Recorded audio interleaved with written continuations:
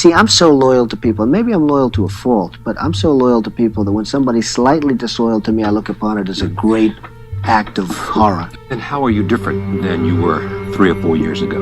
Well, I used to say, and in fact, I think I said in my first book that, and maybe this was foolish, but I really meant it, that someday I'd like to maybe lose everything for a period of time to see who's loyal and who's not loyal. And I found out a lot of things. Did you find out who's loyal and not loyal? I tell you what, and you can't guess it. You can't predict it. You think certain people would be loyal no matter what, and it turns out that they're not. And you just can't predict it. It's very difficult. And that I think I would have treated people differently. I think that, some of the people that were most loyal to me are people that I didn't think would be. Some of the people that were least loyal to me are people that I think I would have treated them differently. I think I would have treated different groups differently. I would have wiped the floor with the guys that weren't loyal, which I will now do, which is great. I love getting even with people, but I will wipe. You love getting even. Oh, absolutely. You don't believe in the eye for the eye? You do. No. I know you well enough. I think you do. But anyway, but tell me, you're going to get even with some people. Yeah, I know, if given the opportunity, I will get even with some people that are disloyal to me. Come on, Governor. Even though you didn't endorse me. He's not forgotten. I never. It was a sunny, peaceful morning. People went about their business, unaware that disaster was on its way. Pearl Harbor was one of those things that you always dream about. I had a little sweetheart on the beach and I wanted to get over there kind of early. Suddenly, death came roaring out of the sky. All of a sudden, these planes started to come in at Hickam Field, which is to the right. And the firing started.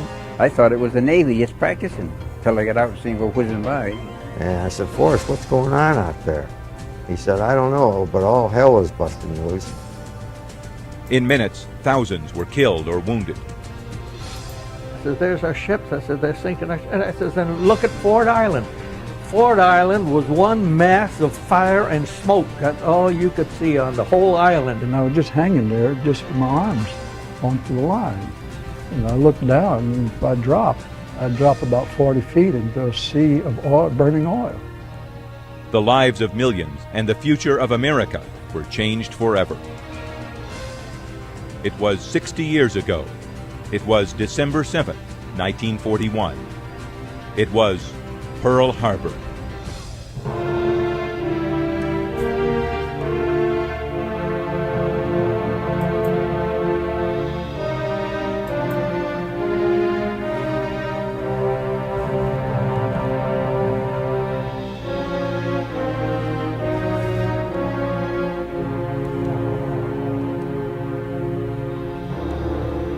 Hello, I'm Don Kerrigan.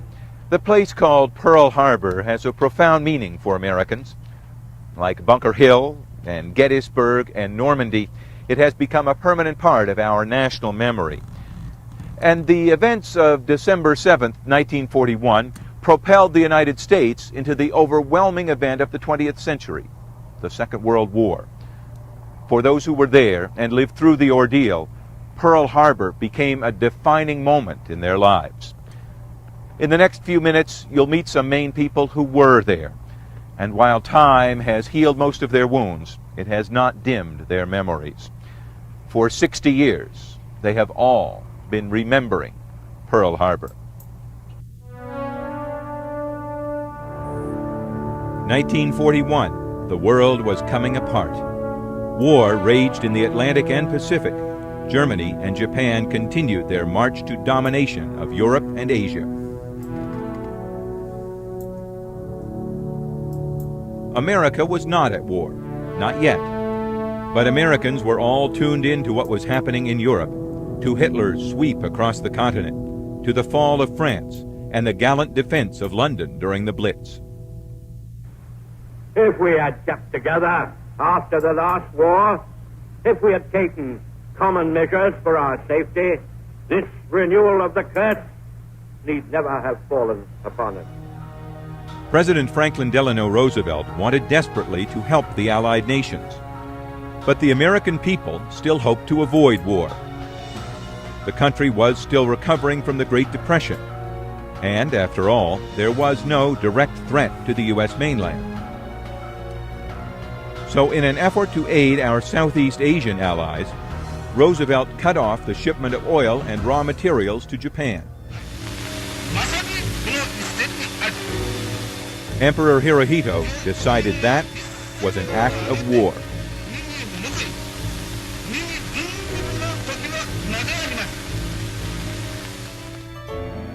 His solution? Seize the oil-rich territories of the South Pacific. And all that stood in his way was the United States Navy's Pacific Fleet.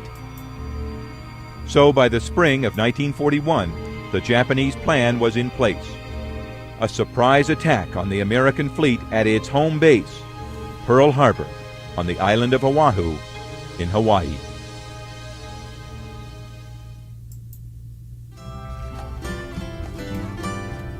Pearl Harbor was one of those things that you always dream about, of being in an exotic island. For young servicemen, pre-war Pearl Harbor was a paradise.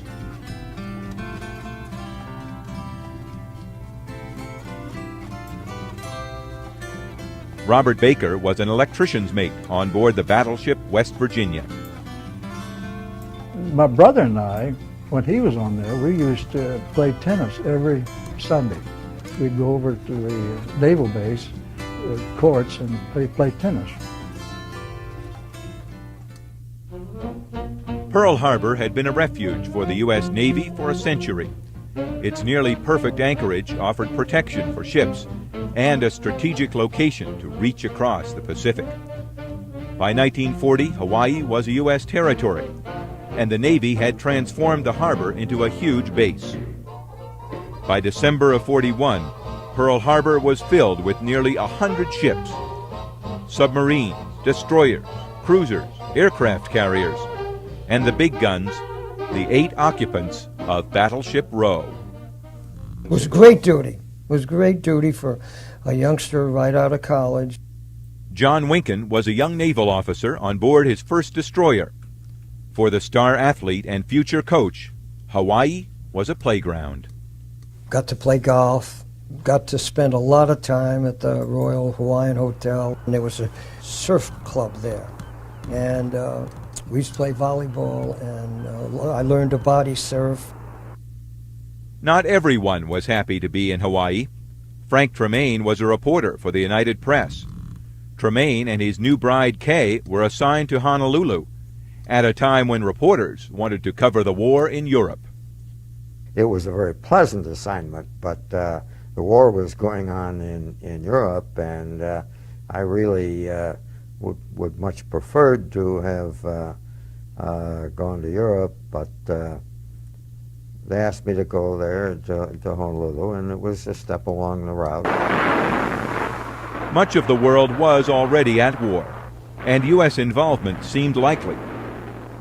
Bert Davis was an engineer on board the destroyer Selfridge.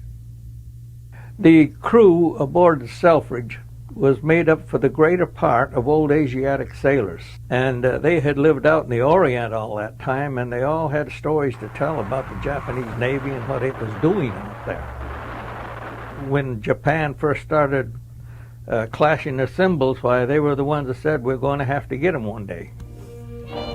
But in 1941, people still imagined America could control when we went to war.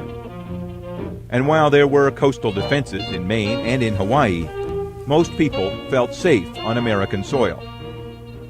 I had an interview with General Short, who was the commander of the Hawaiian Department of the Army, in November. I asked him if the Japanese tried to invade Hawaii, could we defend ourselves? And he said, well, we might have some trouble in the outer islands, but Oahu, we could defend Oahu, which is where Honolulu and Pearl Harbor are located. But late November brought new concerns of war.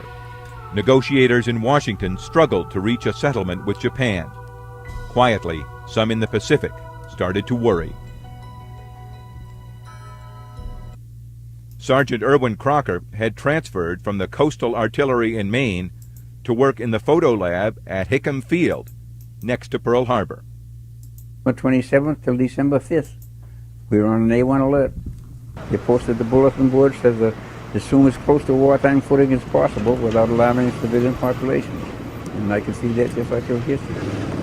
And then on November 28th, all of a sudden, they assembled a task force which was made up of the carrier Enterprise and 3 cruisers and our squadron of 8 destroyers.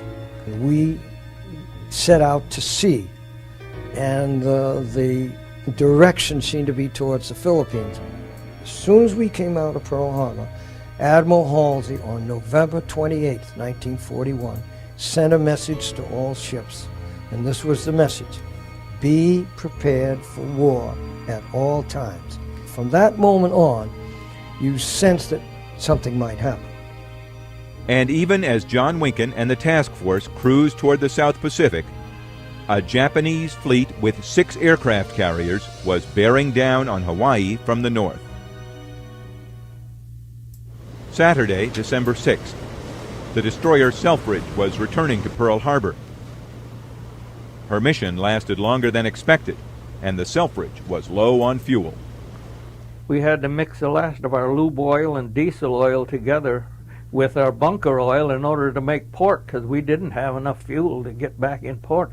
Well, we got over there just in time because we got our lines over and we had to haul the ship in by hand because we ran out of steam just as we got there.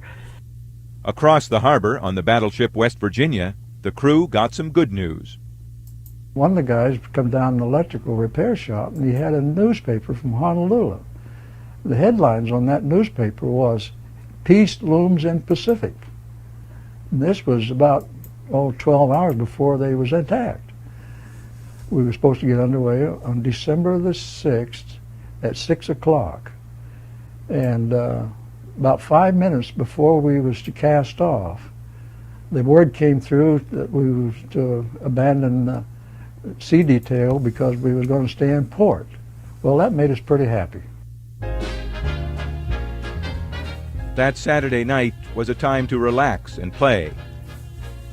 There were parties and dances all around Pearl Harbor and Honolulu. It was a late night for many.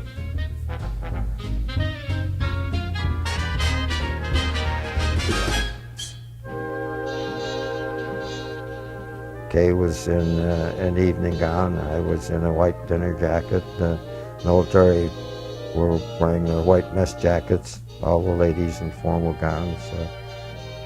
It was a beautiful evening. George and I walked down 40, 50 yards from the lanai where the dinner and dancing was going on. Stood at the seawall looking out across the beach, just right near Waikiki, out to sea. It was peaceful, quiet.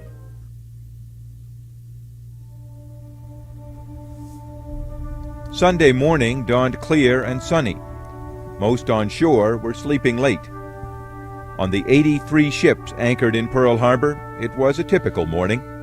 December 7th promised to be a pleasant and uneventful day. But some 200 miles to the north, events were moving very fast indeed. 6 Japanese aircraft carriers turned into the wind and launched their planes. Dive bombers, torpedo bombers, and more. Their pilots had maps of the harbor, locations of the ships, all the details. They had carefully devised attack plans. They had more than 300 aircraft. They were about to rain destruction and death on the American Navy, and they had total surprise.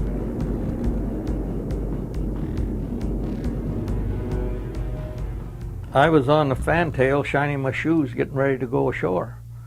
I had a little sweetheart on the beach and I wanted to get over there kind of early. While I was doing so, I saw these planes coming in. And the first thing I thought is, what the hell is the Army doing holding maneuvers on Sunday? I saw one of them come by and it dropped a torpedo, and I said, God almighty, that looks like a real thing. Then it turned up its wings and I saw the big red spots on the wings, and of course I knew then it was Japanese. So I was up in our living quarters where we ate, and I ate a late breakfast. And while I was eating breakfast, they said that called away the fire and rescue detail. Well, that was me. They said that there was a ship had blown up on the other side of the harbor, and they wanted us to go over and lend her assistance. So I went down below and grabbed my repair kit and headed for topside. And I went through the doorway to the hatchway out on the fantail. And about that time, I looked up and there was two planes flying over us. And I looked up and I could see the red meatball on the bottom of the wings. We were supposed to be anchored on the night of December 6th, but we were held up by a real tough storm at sea, and so we were told not to come in. I remember relieving the watch at 7:45 in the morning. I took over as officer of the deck, and the carrier Enterprise was beginning to approach the entrance to the harbor. All of a sudden, these planes started to come in at Hickam Field, which was to the right. And the firing started, and the captain of our ship said, he got us to General Quarters Station, he said, "This is no drill." I thought it was the Navy just practicing until I got out and seen go whizzing by. And with the rising sun on them, you know, down well, it wasn't the Navy. They were down low, but it wasn't like the Pearl Harbor movie showed it. They weren't between the ship, but they were down probably, I don't know, 300 feet or so like that. When you look out and you see 75 or 100 airplanes in the air all at once, in those days, that was something.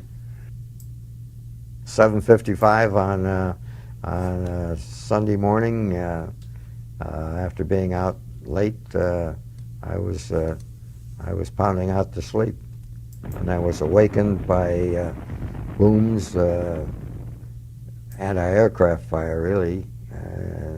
It continued, and growing more intense. I thought I'd better go look out the window, see what I could see, which I did, and there were a lot of anti-aircraft puffs in the air in the direction of Pearl Harbor. I thought it was very unusual to be having an air raid drill on a Sunday morning, but we had a lot of them. But then, as it grew more intense, I went back and took another look. By this time, there was a plume of black smoke coming up. It was not a drill. His reporter instinct kicked in, and Tremaine called his contacts at the military base. And I said, "Forrest, what's going on out there?" He said, "I don't know, but all hell is busting loose. We're under attack." I said, "Well, who's attacking?" He said, "Well, we haven't identified them yet." At that point, I was not thinking of Japanese aircraft attacking Pearl Harbor. I said, "You don't think of the Germans, do you?" When he came back and I heard what he was saying on the phone, then I was alerted, really, and I jumped out of bed and began stripping the bed. I thought if we're going to be attacked, I better get everything clean before they poison our water supply. Frank Tremaine, who once feared he would miss the war by being assigned to Hawaii, now filed the biggest story of his young career. He wired a message to United Press in San Francisco, New York, and Manila. It used just 6 words. Flash, Pearl Harbor under aerial attack. We interrupt this program to bring you a special news bulletin. The Japanese have attacked Pearl Harbor, Hawaii by air, President Roosevelt has just announced. But the White House had beaten Tremaine to the story. So he headed off to the attack, almost. I didn't think pajamas were necessary in Hawaii, so I was doing this war coverage in the nude until Kay brought me a bathrobe.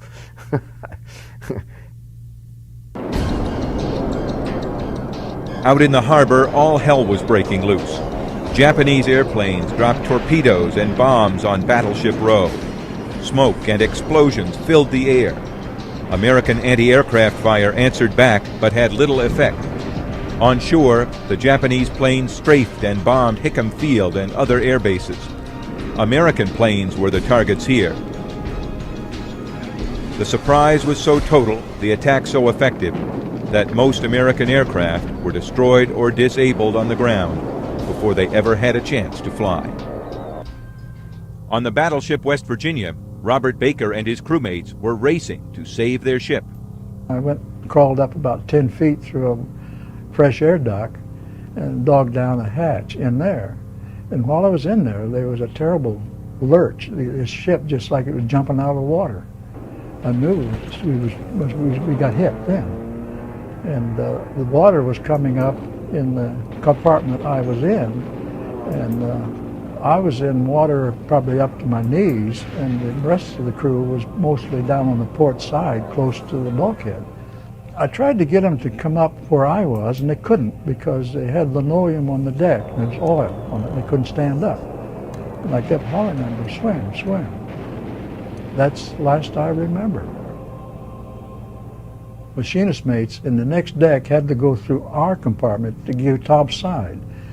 Well, when they got over to the ladder to go topside, I was blown up against the ladder. They had to remove me to get up there, and so consequently they found out I was still alive. I must have been unconscious, and I must have been far enough up on the ladder my head wasn't in the water. Otherwise I would have drowned. I was the only one that got out of there alive, and there was 23 of us in there. The other 22 was all killed. Baker's shipmates tied him to a bench and carried him topside. Baker was unconscious, but safe for the moment. I saw the Raleigh starting to turn over, and then the Okie, the Oklahoma, started to go turn turtle. On the destroyer Selfridge, Bert Davis watched death descend on Pearl Harbor. And I ran up to the quarterdeck and I told the OD, I said, look at that. I said, there's our ships. I said, they're sinking our ships. And I said, and look at Ford Island. Ford Island was one mass of fire and smoke. That's all you could see on the whole island. My God, there was flames higher than this house coming up there. That's the one thing that sticks in my mind. And seeing the ships turn turtle, seeing the two of them going over and turning turtle like that, and knowing that there were men in there. This is what bothered me more than anything else. There's guys in there, how in the hell are they going to get out, you know? Now, we couldn't go anywhere. We had no fuel. I could see these poor guys trying to swim through the water there, the fire that was burning there, and they're trying to swim, and they're jumping off of the ships and everything that were sinking there on Ford Island. So I asked the OD, I says, how about me taking the whaleboat out here and see if I can help some of those guys? So there was another man and I jumped into the boat, and we went over there and we were picking up these people that are trying to swim through that water. My God, that was horrible. I reached down to get one guy, tried to pick him up. He's had his hand up like this, and I grabbed the hold and started to pull up, and he just like this always. Just skin came right off my hands. Time I got him into the beach, well, he was dead. A lot of them would be dead by the time we got him into the beach. They'd been breathing fire all that time, trying to get out of there. So it was a matter of doing what we could in order to rectify the situation, whatever was going on, save this guy from drowning or whatever we were doing in the boat there, trying to get him over to get him some help on the beach. And then when you get there, find out that half your load is dead. That's what hurt. It hurt very much. That nothing we could do about it except go back to look for more. Frank and Kay Tremaine had seen the opening of the attack from their hillside apartment. After wiring the alert back to United Press, Frank headed for the harbor. I'd try to get the Pearl, and of course that was a very frustrating experience because people running around, cars, a lot of people, a lot of military and defense workers heading toward Pearl Harbor, brakes screeching. Still at the apartment, Kay Tremaine was on the phone with United Press in San Francisco. While neighbors gathered on the front lawn, Kay gave the first eyewitness reports to the U.S. mainland. I saw the ward limping back from what he'd seen that morning. The Japanese were dropping shells all around it. You'd see these splashes come up, but they didn't hit it, any of them. But suddenly, the battle hit much closer to home. While I was on the phone, I heard this whistling sound, which I'd seen in movies and things, but didn't think was real. that siren sound, and it hit right in the side of the hill where our house was situated, about 50 yards from the house. But fortunately, the side of the hill absorbed it. And then I did probably the smartest thing I did all day. We had just bought up a naval officer's supply of booze. Civilians nobody could buy much booze except the service people. And we had bought this up, and nobody had had any breakfast. And so I made up a big batch of eggnog, which gave us sustenance, and it had milk and egg in it, and added some of the booze to it. We all calmed down. We were calm the whole rest of the day.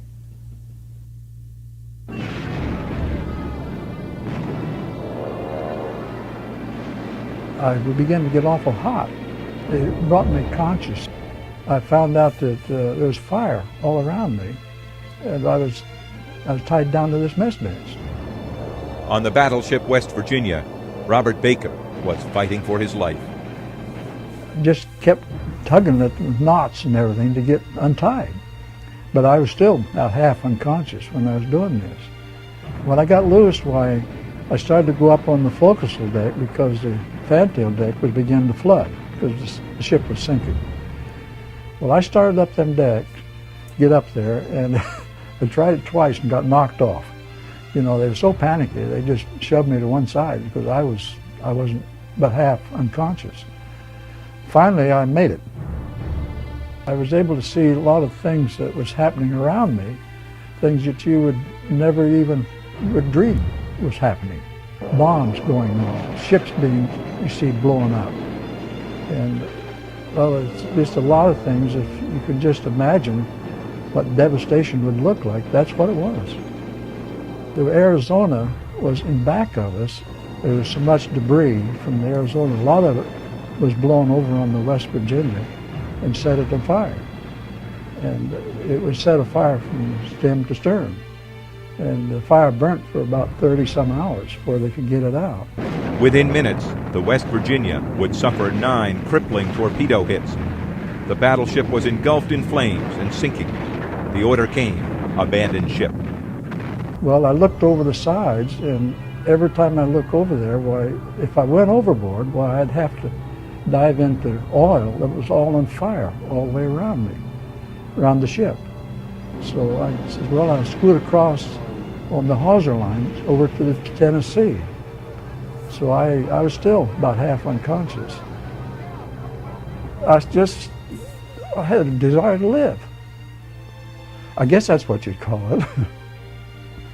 But anyhow, I got across, up there on top of them hawser lines, and I was scooting my fanny, backwards.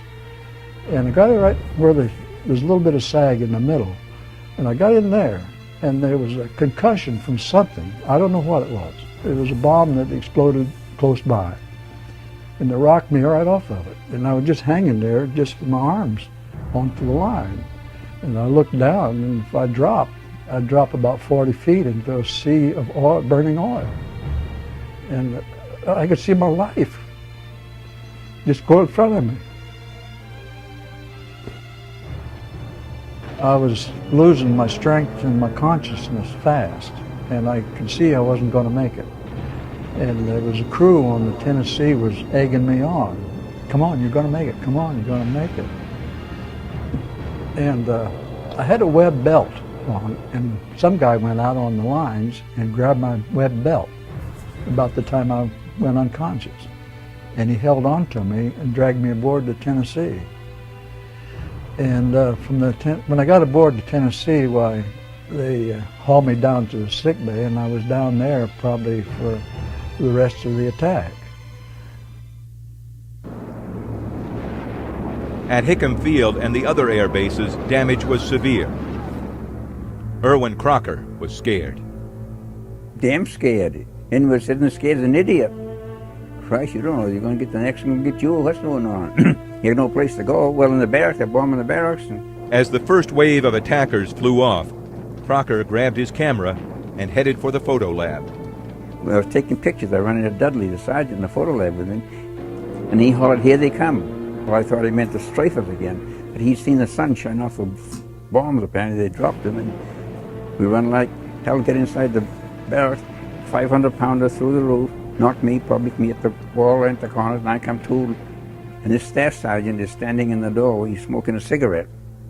And he turned around to him, he said, "Sergeant, you better get that man to the hospital." And hell, he was bleeding more than I was. But you walk across the field to the hospital where palm trees don't stop many bullets.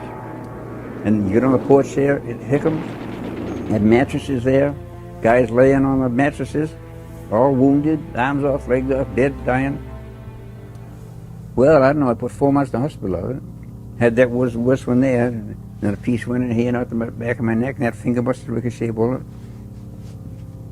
Piece in there, stopped on my wristwatch. What scared me most, the chaplain come along, he said, "What are you, Catholic or Protestant, son?" I said, "Peter, here I come, I guess." Less than 2 hours after the first shots were fired, the attack was over. As I drove back to Honolulu from Hickam, now 11:30, 12 o'clock, everything drove through downtown, and everything was surprisingly quiet. When I got back to the Bureau, shortly before noon, we sat down and tried to figure out just what happened, what had happened, what the damage was, and the various information we collected indicated that there had been very heavy damage to the fleet and very heavy damage to aircraft at the various air bases. The damage was immense. All the battleships were sunk or heavily damaged. 19 ships in all, close to 200 airplanes damaged or destroyed, more than 1,200 service people wounded, more than 3,000 sailors, soldiers, and Marines missing or dead. John Winkin, on board the destroyer McCall, sailed into Pearl Harbor at night, only 12 hours after the attack. Oh boy. Just to see the smoke and the fire burning, of all of those battleships, and that was a devastating sight. That was terrifying. And you knew there were a lot of people whose lives were gone. It was an eerie, frightening, and devastating thing to see. December 7th, 1941, a date which will live in infamy. The next day, President Franklin Roosevelt went to Congress. There, he spoke the words that had become so familiar, words that set the United States on a course that would forever change the nation and the world. I ask that the Congress declare that since the unprovoked and dastardly attack by Japan on Sunday, December 7th, 1941, a state of war has existed between the United States and the Japanese Empire.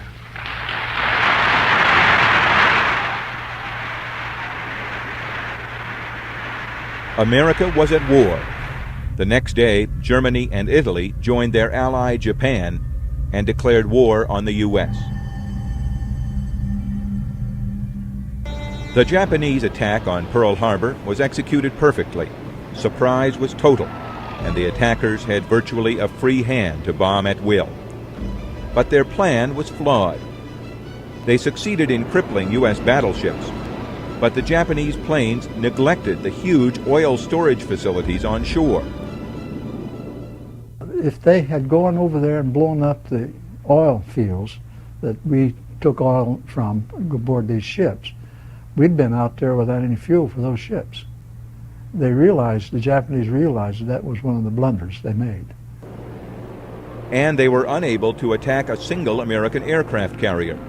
By luck, all the carriers were at sea. Had the carriers or the oil been lost, the U.S. Navy might have taken far longer to recover, and the Pacific War might have been very different.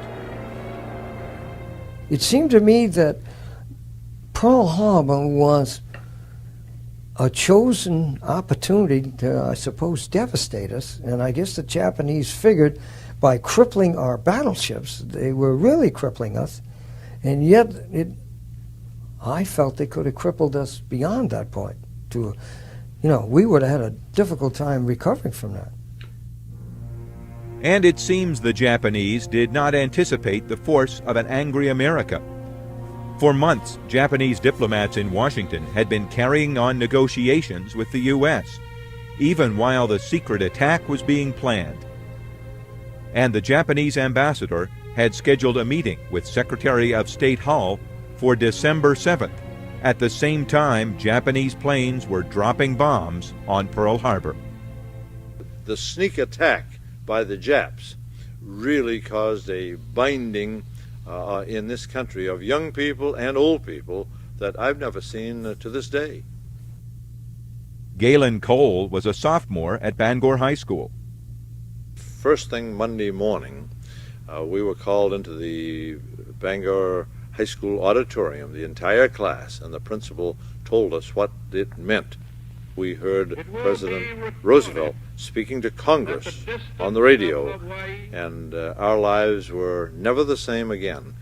We knew this was going to be a long war, and that we, in all likelihood, were going to be in it. Paul Wilbur was in the same high school class. Well, it was just disbelief, that's all. They just couldn't believe what had happened. We was at war. I mean, we were at war all of a sudden. I mean, the United States was involved in a war, and whether we wanted to or not. Remember Pearl Harbor became a rallying cry as Americans joined forces to fight the war. Cole and hundreds of others in the school began training for the service in ROTC. There were maybe 500 ROTC students. We paraded and marched and did exercises up at Broadway Park, and we were getting prepared for war. Cole would go into the Army immediately after graduation in 1944 and fight in Europe. Paul Wilbur wasn't willing to wait that long. He quit school and joined the Marines. I didn't want to wait to be drafted. I didn't want to wait to finish high school. I wanted to get into it right off. So I spoke to my father about it, my mother. She said, well, you aren't old enough yet. So, and I said, well, I will be. January 30th of 1942, I turned 17. On February 12th of 1942, I was sworn in. But at the time, few Americans actually knew the extent of damage or loss of life at Pearl Harbor. The military imposed a news blackout. No news in or out of Hawaii for 3 days. Our competitors, AP and INS, never got any reports from the rest of the world for the next 3.5 days. Even when the blackout was lifted, reporters faced tight restrictions on what they could see and say. It was very frustrating, and of course there was no official information given out. And when we finally were permitted to send stories on Wednesdays, 3 days later, they were heavily censored. It wasn't until a week later that Tremaine got a close-up view of the damage as he was taken on a boat tour of Pearl Harbor. It was kind of a shattering experience to see how badly the fleet had been mauled. The California and the Mississippi and the West Virginia, all the outboard ships were heavily damaged and resting on the bottom. You could see bomb holes, torpedo holes. The Japanese torpedo planes were very effective. Evidence of fires, heavy fires.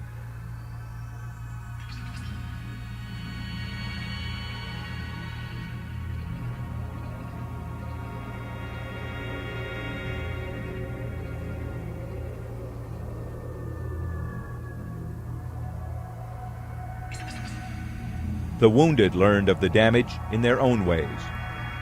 While I was in the hospital, a couple of days later, I got up and started walking around.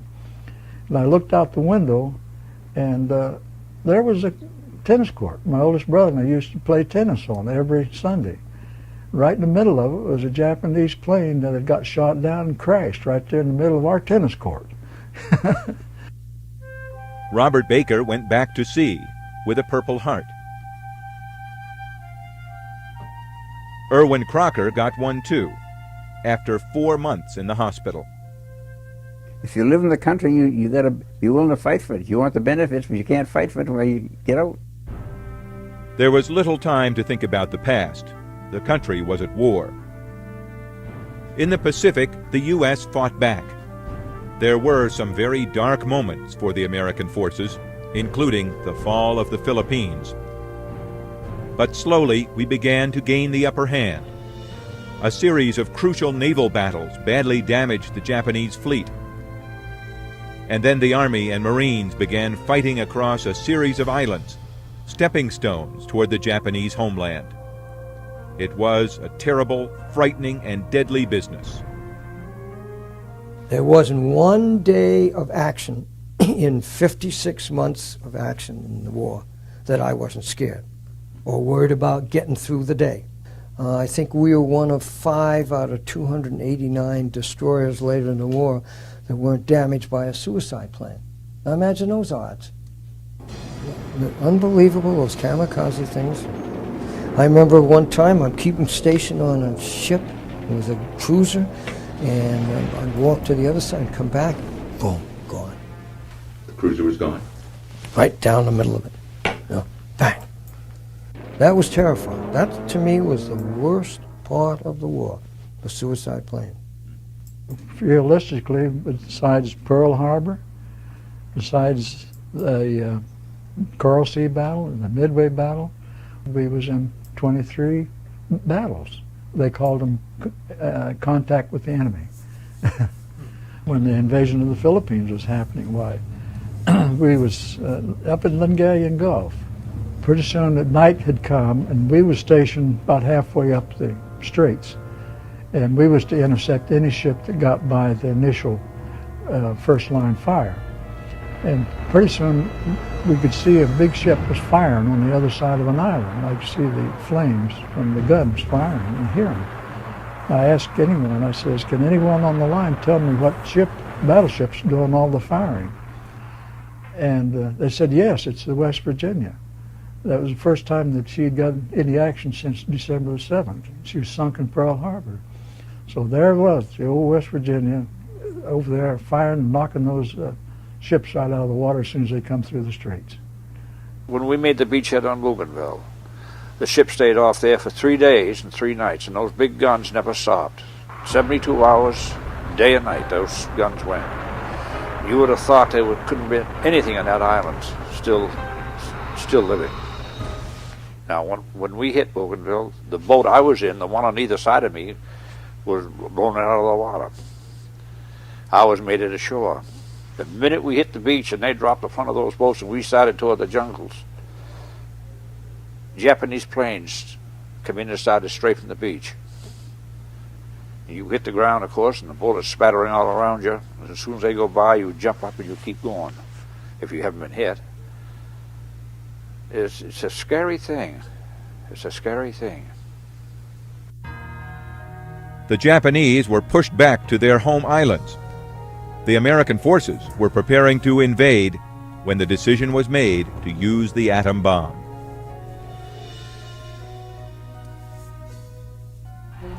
In September of 1945, after 3.5 years of war, it was over.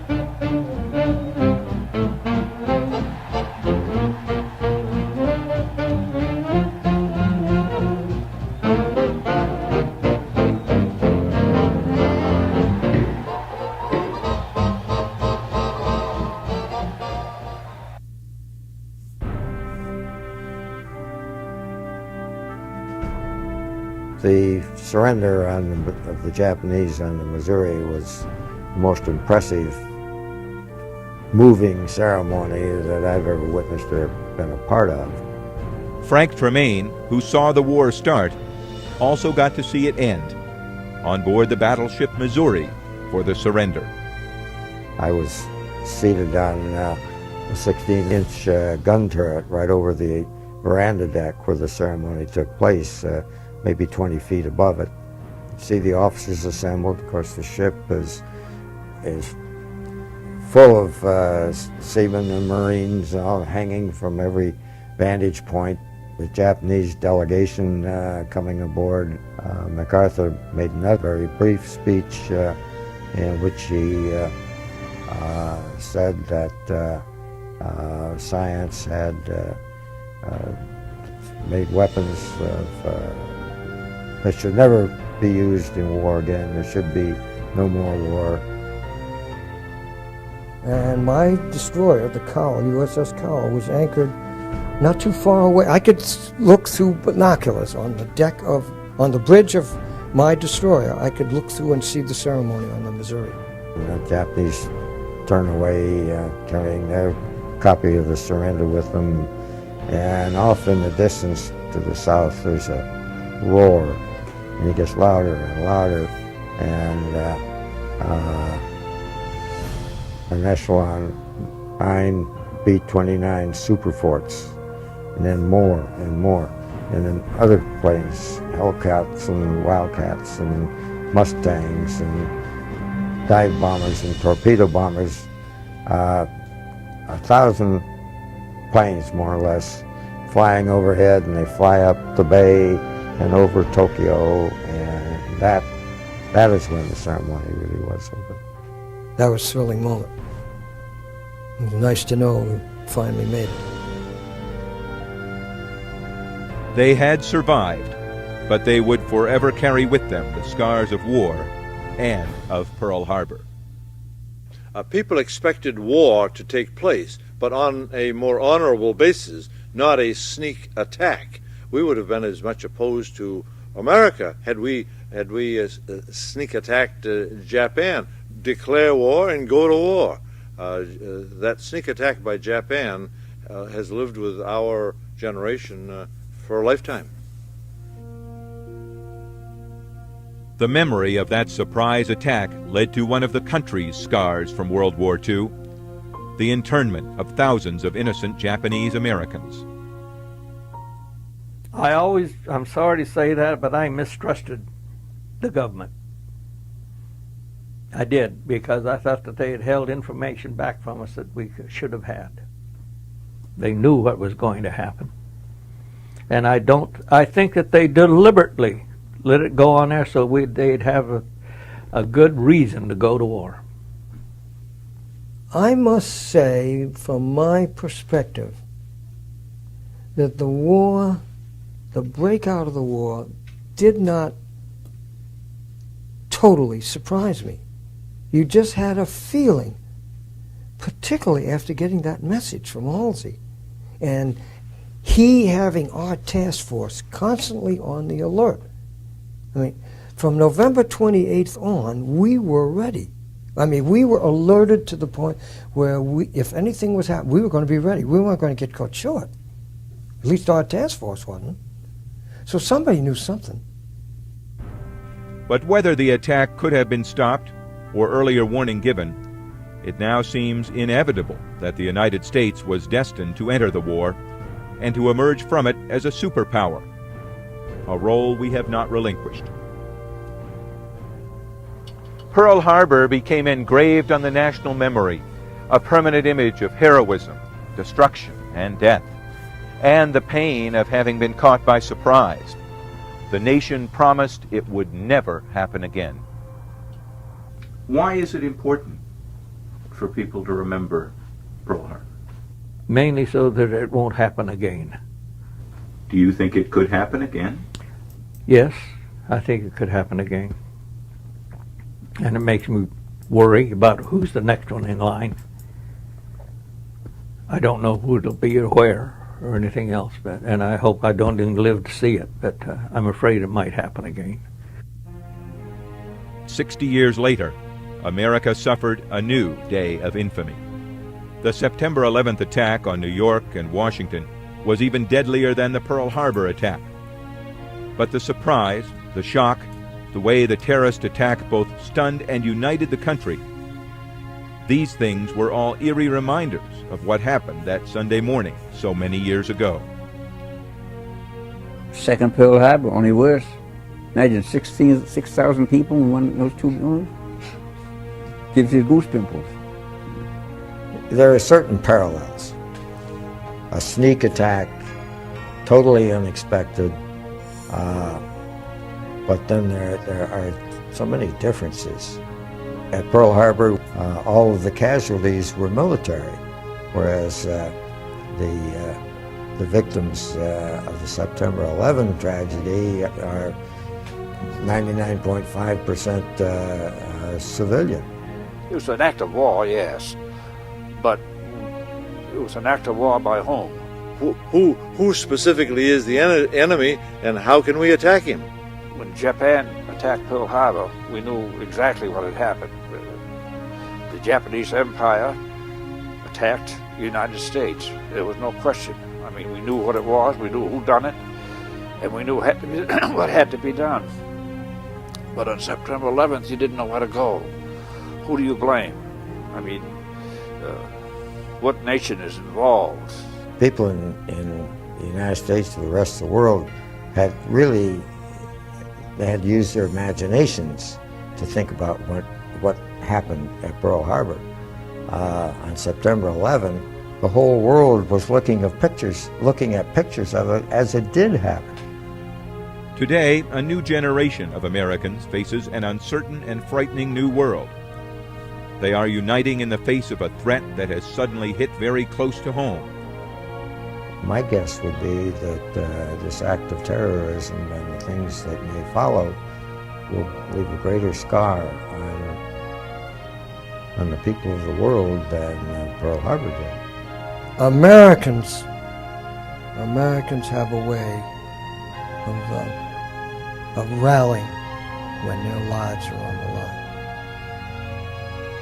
And they are learning, again, to be prepared. It is, again, a painful lesson. A lesson first taught 60 years ago at Pearl Harbor. Dad had taken a long weekend off, and he and Mother had gone up in the mountains so Dad could go fishing. And they were up there in the mountains. And they came back Monday afternoon.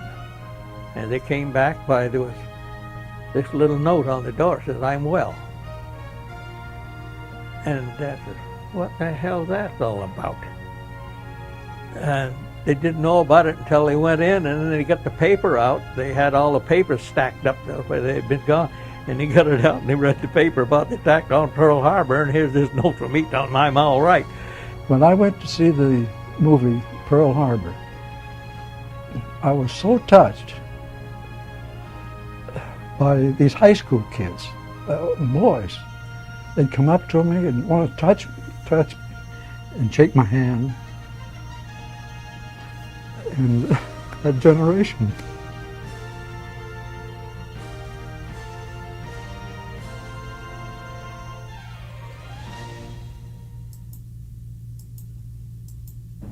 Oh, yeah.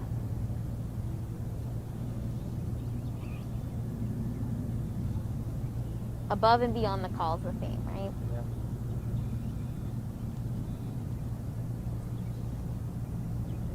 Yeah. Oh, here comes the destroyer.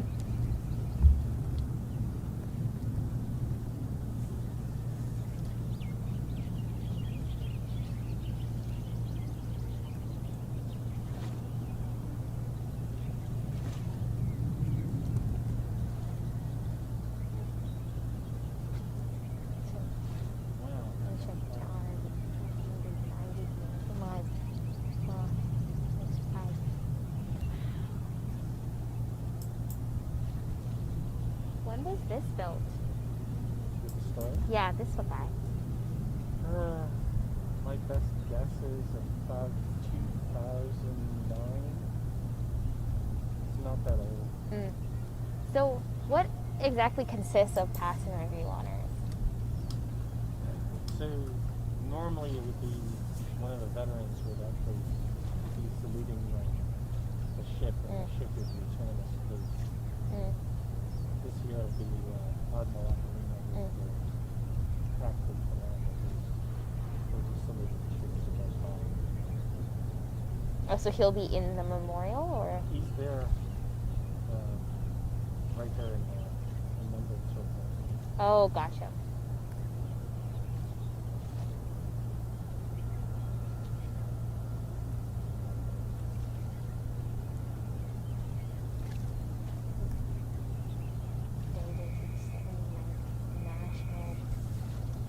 Was the 79th National Pearl Harbor Remembrance Day commemoration. Today was the 79th National Pearl Harbor Remembrance Day commemoration honoring the 2,390 Americans that were lost that day in 1941. And to no one's surprise, this ceremony will be different. The goal is the same, to honor those who went above and beyond. Those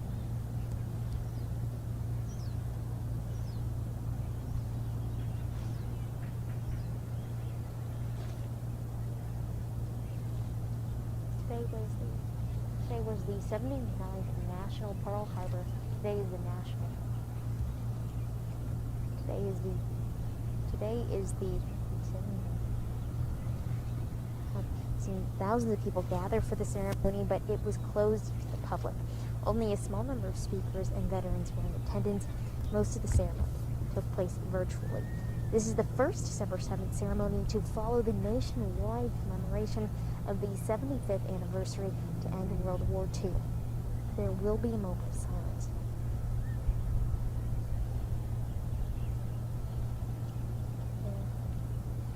There was a moment of silence.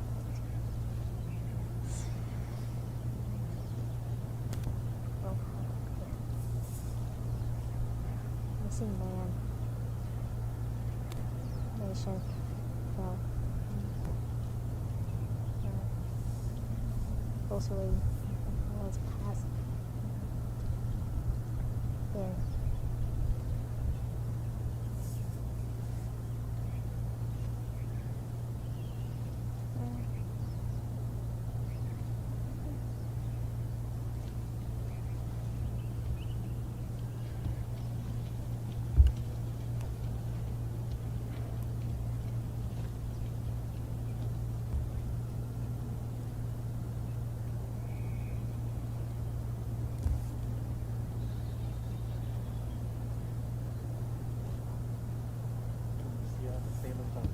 Oh, yeah.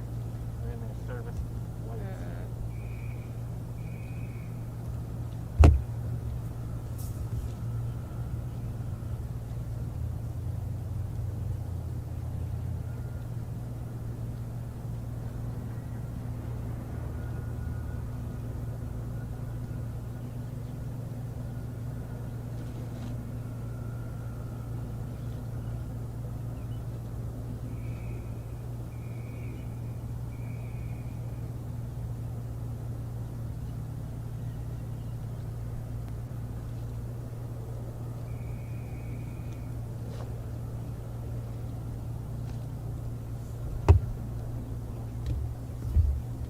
Besides, we just have to throw stuff to, well, we have to do one more thing. We have to film a quick, like, as live look, and then we're good. Yeah. Yay!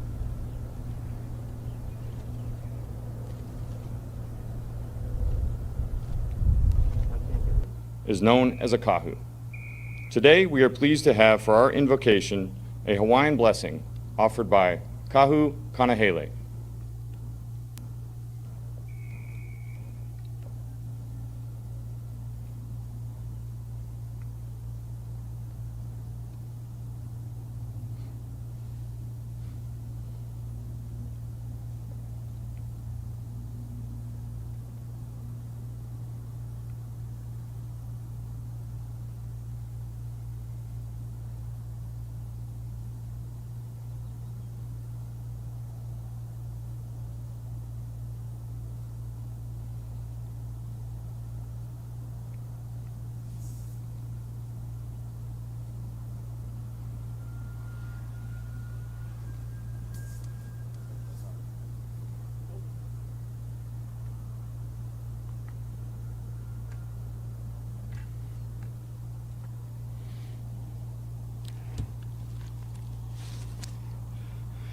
Hepuli kako, shall we pray?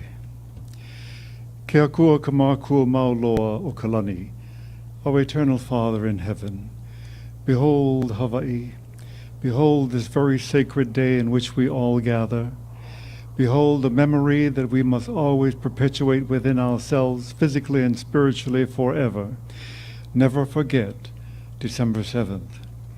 Behold those who are in the spiritual world observing this, that we do it well on their behalf, for their honoring and their praise must always continue and never to be forgotten. Heavenly Father, although these are difficult times for us in this new pandemic that has come across the world, these gentlemen who have sacrificed their lives for December 7th and have certainly given all that they will, I would like to ask that all of the members of their families, children, grandchildren, great-grandchildren also be blessed by this special event, and they also never to be forgotten, because they have sacrificed just as much as those who have passed away. Allow us now to honor them and praise them forever and eternally grateful. So it is, December 7th, 79 years ago. We must never, ever forget. Humbly I say these things in thy very precious name. Amen and amen.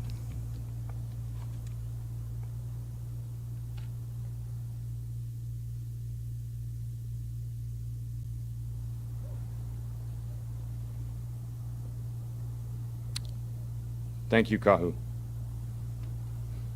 Today's event allows us, the generation of the 21st century, to recognize, honor, and give thanks to the generation of military veterans and civilians who served during World War II. Their lives and their legacy will never be forgotten. Each year during this annual ceremony, dozens of veterans come from all around our great nation to commemorate Pearl Harbor Remembrance Day and to honor us with their presence and their stories. Unfortunately, this year we will not have the veterans with us on site, but they are not forgotten. With that in mind, at this time we would like to present a special veterans video to honor all of the veterans who could not make it to today's ceremony, but who still hold a special place in our hearts and in our thoughts.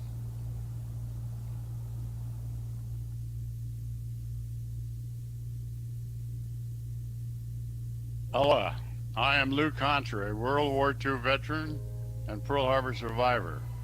Thank you for inviting me to participate from California. Every year, we rightfully honor the heroes who lost their lives on December the 7th, 1941. Over the course of 2 hours, more than 2,400 servicemen and civilians were killed.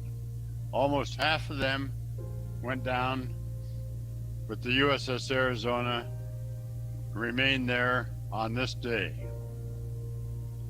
I was aboard the USS Arizona that morning.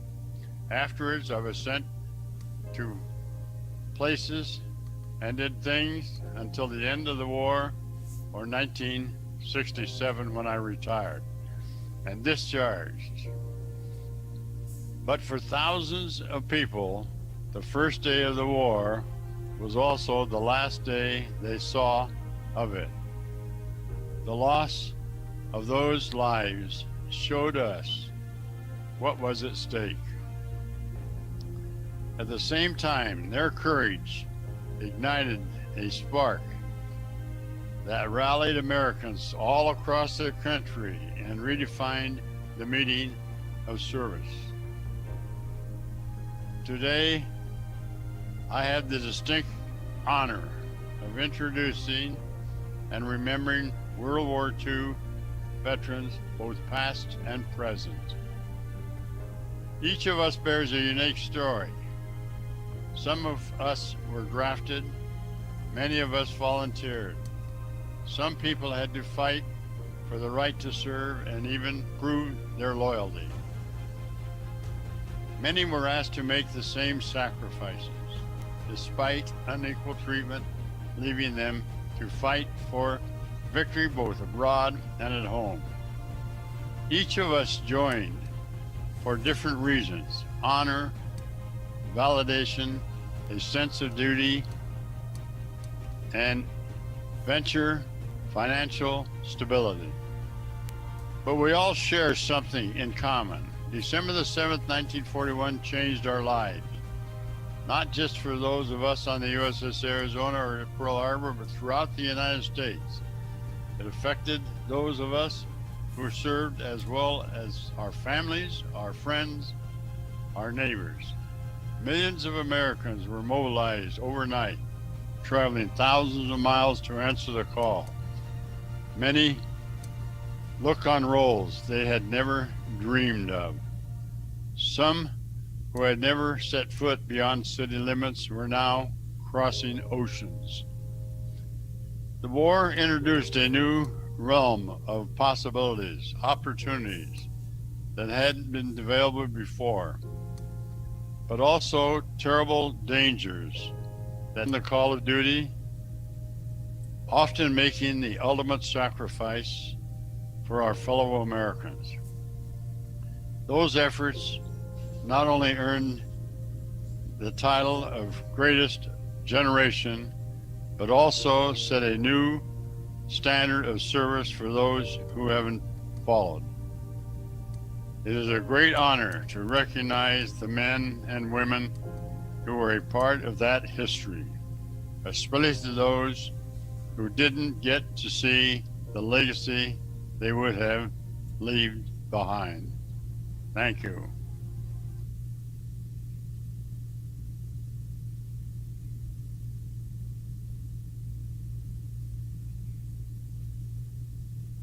Aloha, I am Lou Contra, a World War II veteran and Pearl Harbor.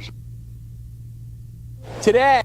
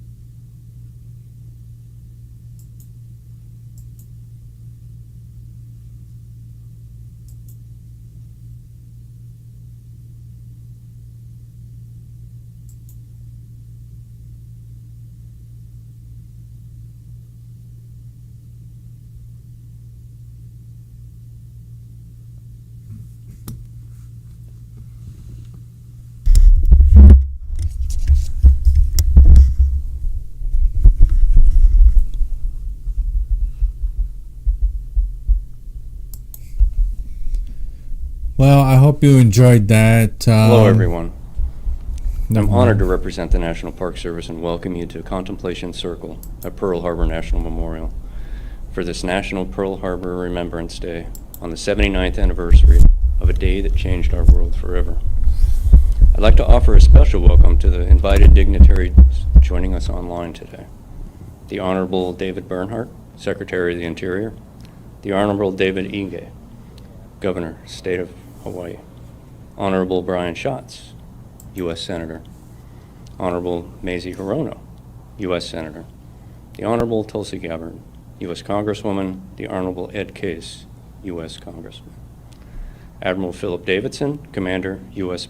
Indo-Pacific Command, Admiral John Aquilino, Commander, U.S. Pacific Fleet, General Charles Q. Brown, Jr., Commander, Pacific Air Forces, Rear Admiral Rob Chadwick, Commander, Navy Region Hawaii, Captain Eric Spitzer, Commander, Joint Base Pearl Harbor, Hickam, the Honorable Kirk Caldwell, Mayor, City and County of Honolulu, the Honorable Tatsunobu Isoda, Mayor of Nagota, Japan, members of the Consular Corps, members of the Senior Executive Service, all other flag and general officers, elected and appointed officials, business and community leaders, veterans of World War II and all following conflicts, Pearl Harbor survivors, and active duty military members and their families, and civilian witnesses.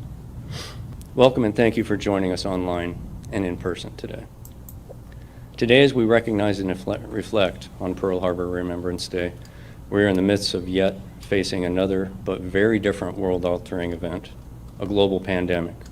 I'd like to thank everyone involved in organizing and presenting this year's unique online ceremony.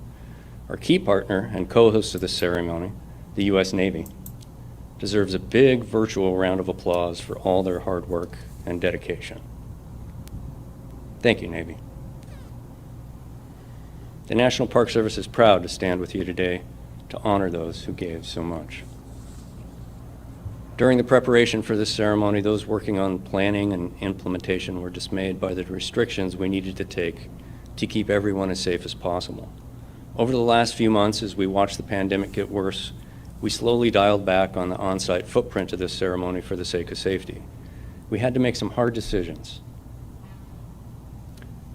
but we never gave up hope.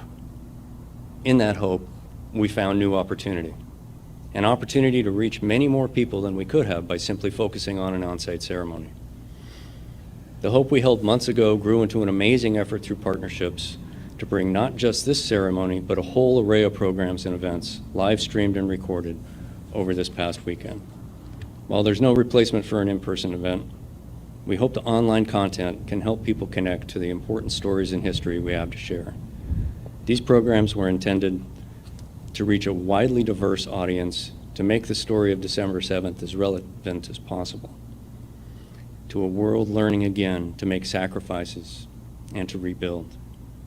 The stories we work to preserve and share here at Pearl Harbor National Memorial are as diverse as the nation's citizenry. And in those stories, there is something for everyone, from every walk of life, from every generation. If you haven't had the chance already, please accept our invitation to enjoy those stories at pacifichistoricparks.org. We are pleased to include people from all over the world in those online programs, and I'd particularly like to thank Gregory Slavonic, Undersecretary of the Navy, Yutaka Aoki, Consul General of Japan, the Honorable Kirk Caldwell, Mayor of Honolulu, and other varied, distant, and near speakers who graciously contributed to the programs. The National World War II Museum in New Orleans, all the other national park units who joined us in this effort, the hardworking officers, enlisted and civilian, of U.S. Department of Defense media activity, the numerous organizations and individuals who contributed and produced the content for the programs, and Pacific Historic Parks, particularly for their extensive website work. To all uniformed armed service and veterans out there today, all the World War II survivors, all the Pearl Harbor survivors, and the USS Arizona survivors that are able to join us, and to the families of two special veterans who we recently lost, Mr. Lawrence Roller and Mr. Jules Ramon. Thank you for all you do and all you've done. Thank you for your sacrifices. Thank you to our heroes. Now I'm pleased to have the honor to introduce David Bernhardt, 53rd United States Secretary of the Interior. The Secretary and the Department of Interior protect America's vast natural and cultural resources, including national parks, monuments, wildlife refuges, and of course, this historic and sacred site, Pearl Harbor National Memorial. We are grateful to be able to share the Secretary's welcoming message this morning and to share some of his family's story related to December 7th, 1941. Distinguished guests, ceremony invitees, and everyone watching us worldwide, the United States Secretary of the Interior, David Bernhardt. Today, we recognize 79 years since the attack on Pearl Harbor and on the airfields on Oahu. On this day in 1941, more than 2,300 American servicemen and civilians died and about 1,000 were wounded. One of those lost was my great uncle, Sam E. Bolander. My mother and her cousin shared a few of his letters with me a few years ago. He wrote that he wished he was home for Thanksgiving. He was hopeful to be home for Christmas in 1942. and yet he would never return to Colorado. The USS Arizona is his final resting place. He was one of the 1,177 sailors and Marines who lost their lives on the Arizona alone. For the sacrifices that they made, the price that they paid, and the war that they won, we call them collectively the greatest generation. They would simply call it their duty. In honor of those who made the ultimate sacrifice, all active duty military, veterans, and Gold Star family members now receive free access to our public lands. I hope that those who have served and their families find refuge in the places that they fought to protect. Thank you, God bless you, and may God bless the United States of America.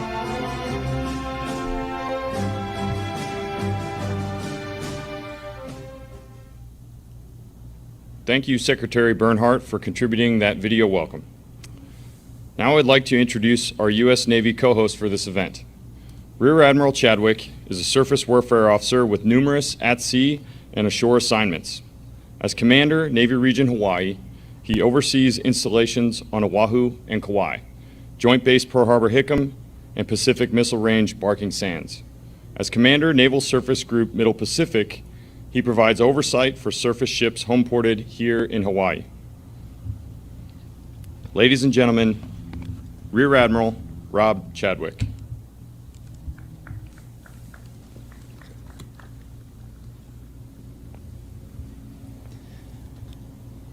Well, good morning and aloha to all who join us both near and far. First and foremost, I would like to offer my sincere regrets and most heartfelt aloha to the Pearl Harbor survivors and the other World War II veterans who could not join us here today. So to the warrior community of that group that we fondly refer to as the greatest generation, while you are not here physically, I can assure you, you are here in our hearts, in our thoughts, and in our gratitude. Your lives and your examples of honor, courage, and commitment will never be forgotten and will never cease to inspire us. I also want to thank Scott Birch and the leadership and staff here at the National Park Service for their continued cooperation in this important event and for letting us conduct this ceremony on this site. And how appropriate it is that we are conducting this important annual commemoration here in the Contemplation Circle on the beautiful grounds of the Pearl Harbor National Memorial. From this vantage point, much of this historic harbor is laid out before us. We try to imagine what it was like for those standing on the shores of Pearl Harbor 79 years ago, watching destruction rain down on the great U.S. Pacific Fleet. We try to imagine what it was like for the civilian workforce not far from here at the Pearl Harbor Naval Shipyard and civilian workers throughout Oahu. They too felt the weight of the attack and did their part to defend their island and their homes. We also try to imagine what it was like for the soldiers, sailors, airmen, and Marines who fought valiantly to protect the aircraft and the airfields at Hickam, Wheeler, Eva, Kaneohe, and Ford Island, as the air assets here on Oahu were decimated, while most of them were still on the ground.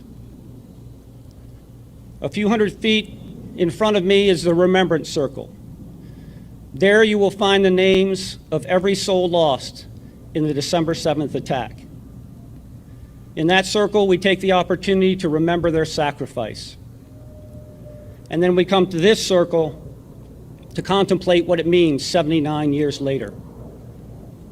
Pearl Harbor holds a unique place in the historic landscape of our country as the location of the bookends of World War II.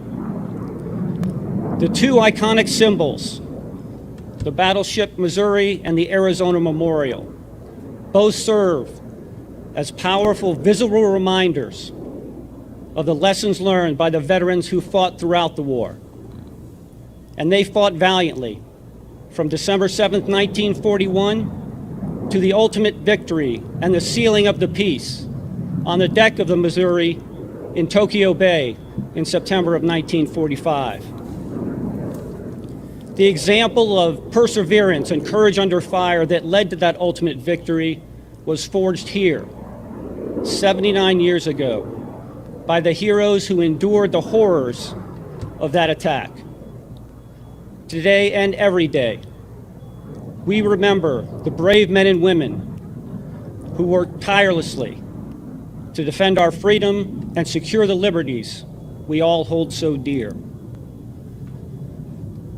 They secured the victory by serving in our military and in the civilian workforce, from battlefields in faraway lands to the homeland, from the farms of rural America to the factories, shipyards, and depots of our great industrial nation. But today, our focus comes back here to Pearl Harbor, where we honor the veterans of every military service and the civilians who 79 years ago were caught in the crossfire of what really was the first battle of the war in the Pacific. Again, their courage continues to inspire us.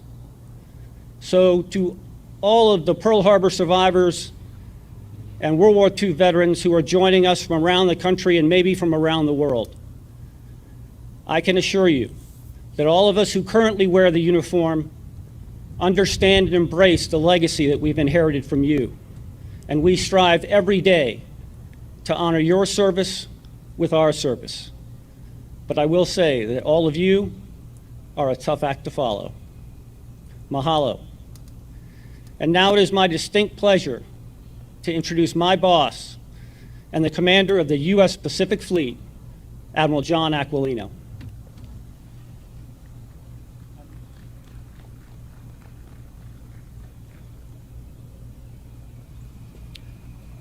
Aloha and good morning. Admiral Chadwick, thanks. I think what we see today here is the resolve, despite a pandemic, for us to be able to pay our respects and thank the greatest generation. It also is a reminder to all that nothing will stop us. Thank you very much for your leadership and for the team for setting up this wonderful event. For those who are watching, I'd like to recognize Senators Hirono and Schatz, Congressman Case, Congresswoman Gabbard. Mr. Secretary of the Interior, thank you, sir. I want to thank Scott for the tremendous partnership that we have with the Park Service.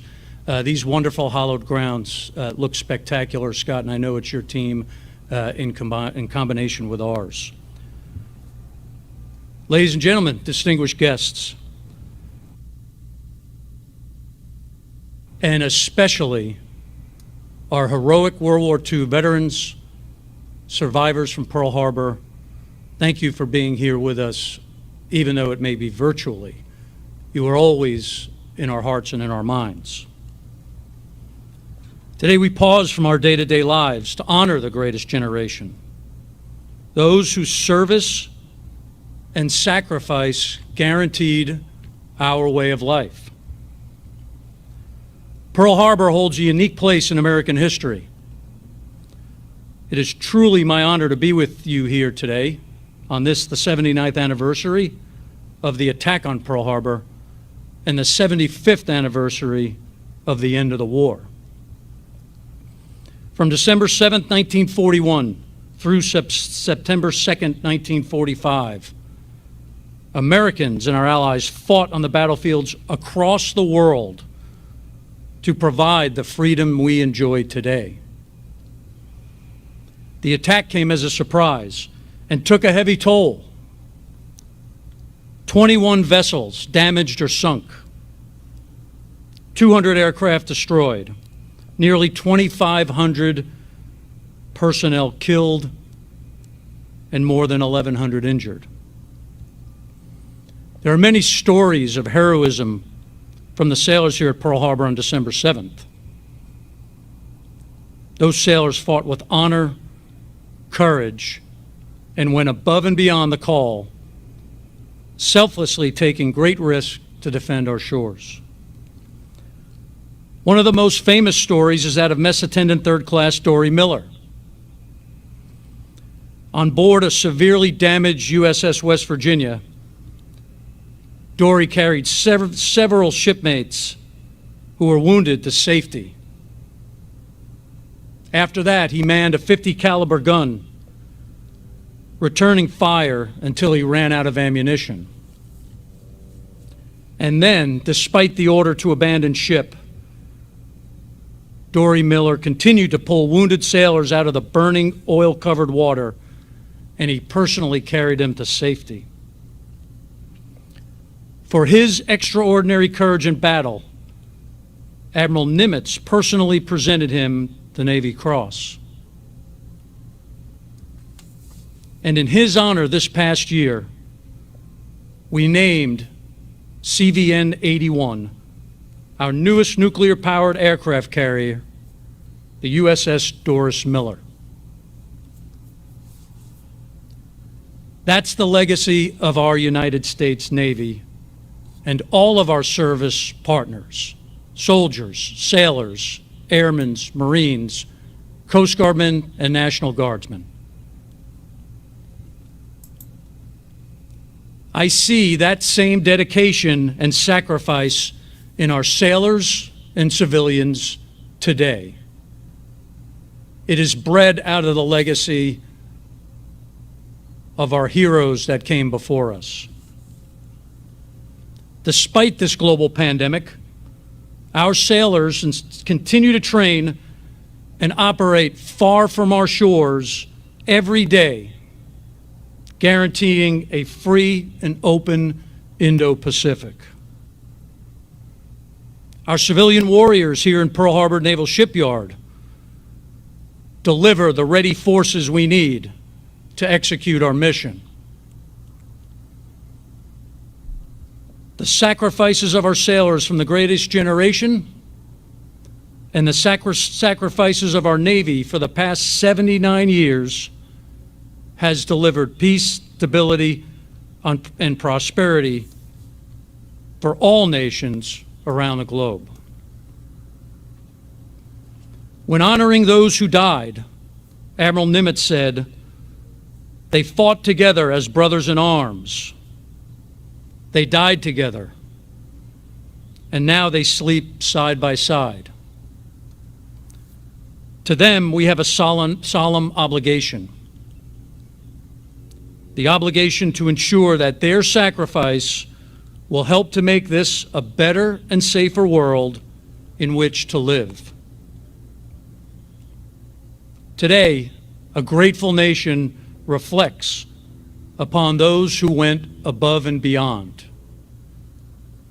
We honor their service, we remember their sacrifice, and we pledge to continue striving for a better and safer world. Thank you to all who are participating today, who are watching, and who continue to serve. And again, I thank you for the opportunity to speak today, honor our World War II veterans, the greatest generation. Thank you.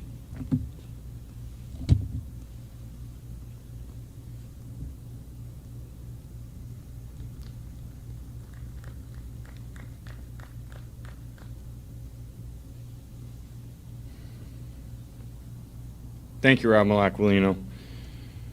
Today we honor heroes, military and civilian, who experienced the surprise attack on December 7th, 1941.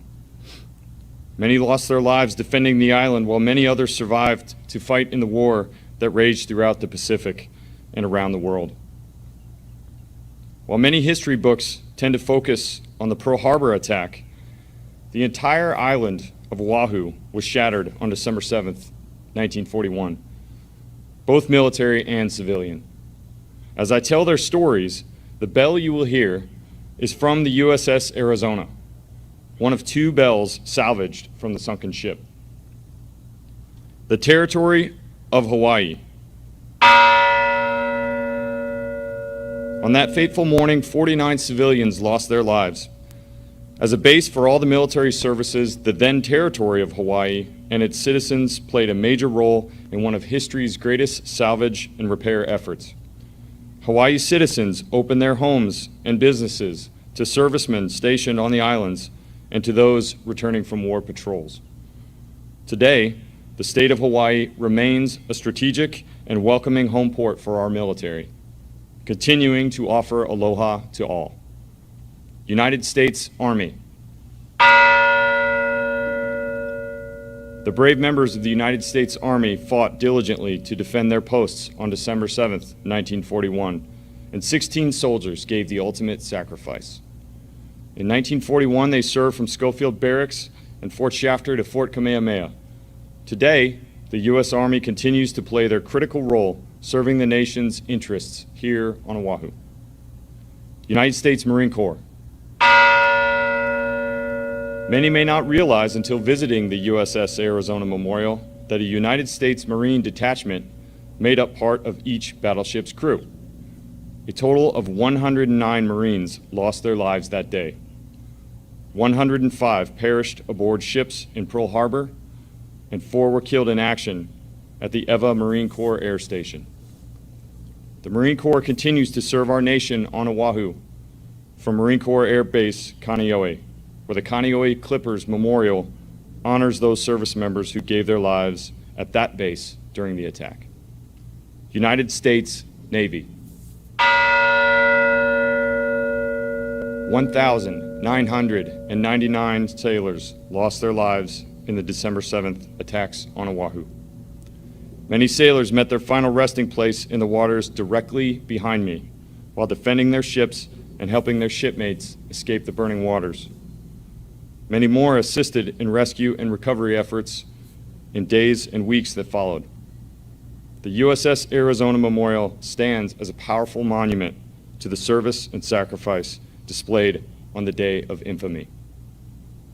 Many other memorials to the Navy's service in and around Pearl Harbor tell the story of that day, including memorials to the USS Utah, USS Oklahoma, and the USS Nevada. The United States in Hawaii continues to carry on the legacy that the greatest generation inspired in service to our great nation. United States Air Force. Though not yet a service in 1941, the United States Air Force was formerly referred to as the U.S. Army Air Forces, and here on Oahu as the Hawaiian Air Force. The aircraft and airfields at Hickam, Bellows, and Wheeler Fields were targets of the attack, where 217 Army Air Force personnel lost their lives as a result. Hickam Field remains as a frontline hub for American air power in the Pacific. United States Coast Guard. At the time of the attack, the U.S. Coast Guard vessels in Hawaii were all stationed at Honolulu. At 0645, the patrol craft Tiger intercepted a dispatch from USS Ward that claimed destruction of a submarine. Later, Tiger itself came under enemy fire as it participated in the defense of Oahu. The United States Coast Guard continues to serve as a sentinel on guard and on patrol here in Hawaiian waters. The video you are about to see encapsulates wreath presentations that were conducted around the island of Oahu during the week of Veterans Day early last month. The presentations in the video are an expression of our gratitude and a symbol of our unending appreciation for their service and sacrifice 79 years ago.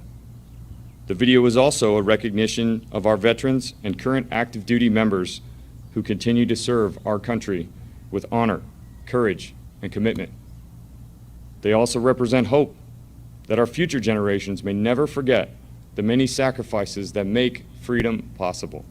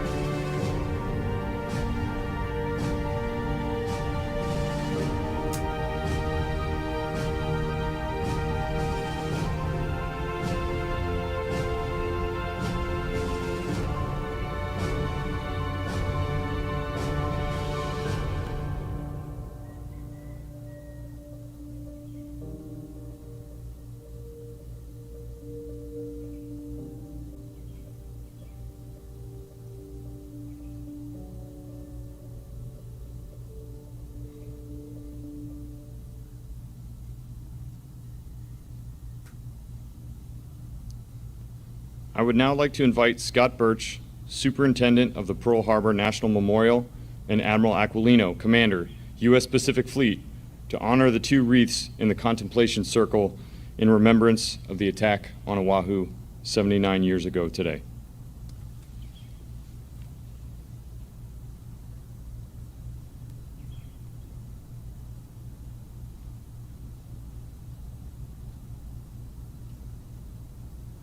And salute.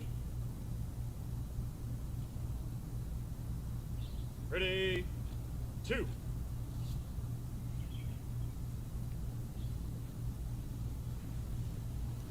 The official party will return to their seats and remain standing for the benediction.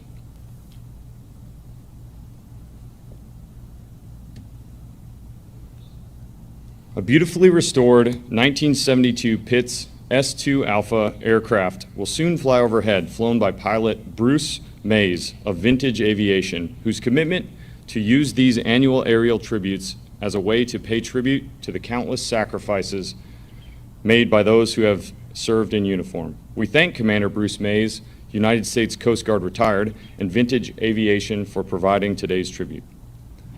Taps will be played from the contemplation circle as we think on the sacrifices of those who gave their lives in defense of our country and echoed forever in our memory from the remembrance circle. Lieutenant Marquise Jones, Chaplain, Joint Base Pearl Harbor Hickam, will now offer the benediction.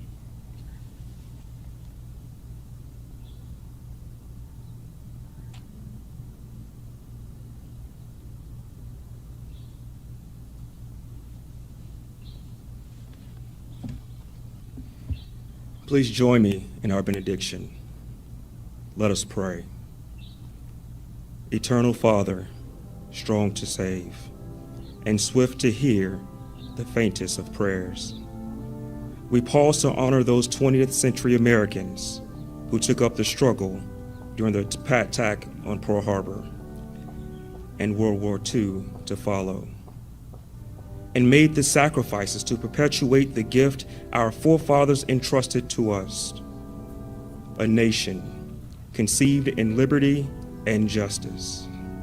I'm reminded, O God, of the inscription chiseled on the National World War II Memorial, where President Truman's first message to Congress in 1945 is etched.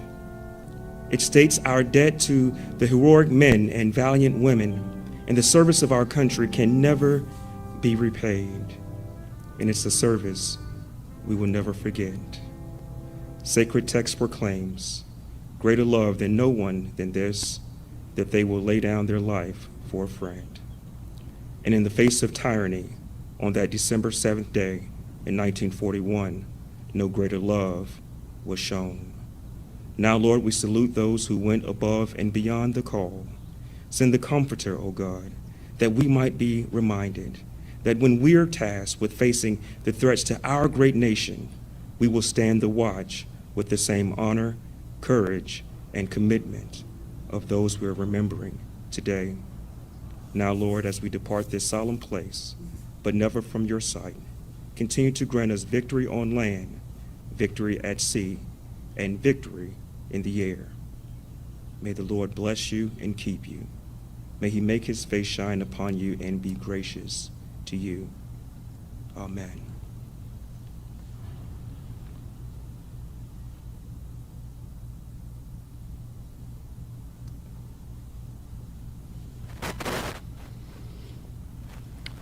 Thank you. Stand by for rifle salute.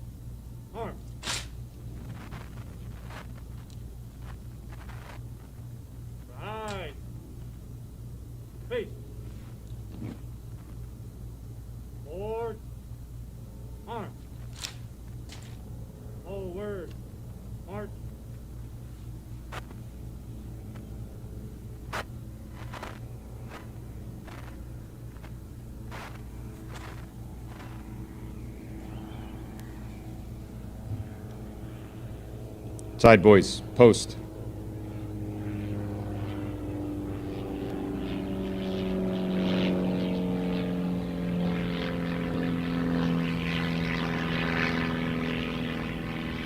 Before we conclude the ceremony, we would like to once again recognize all Pearl Harbor survivors, World War II veterans, and those who lived through the attack on December 7th, 1941.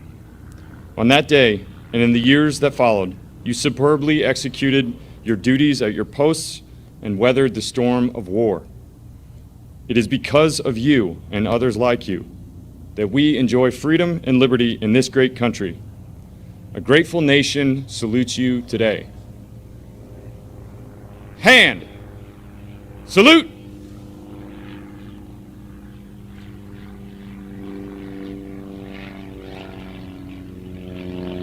Ready!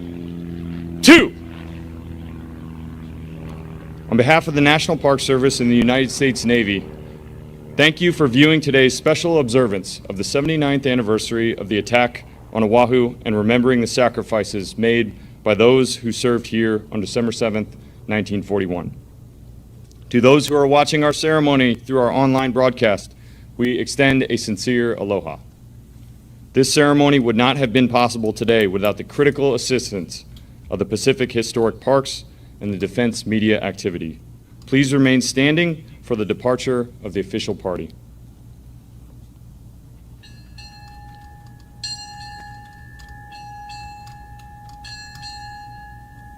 United States Pacific Fleet departing.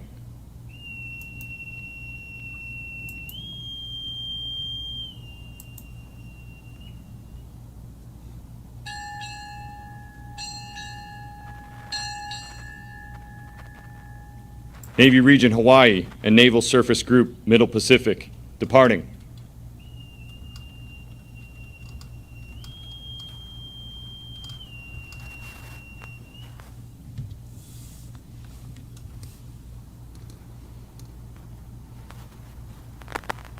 Mr. Scott Burke, Superintendent, Pearl Harbor National Memorial, National Park Service, departing.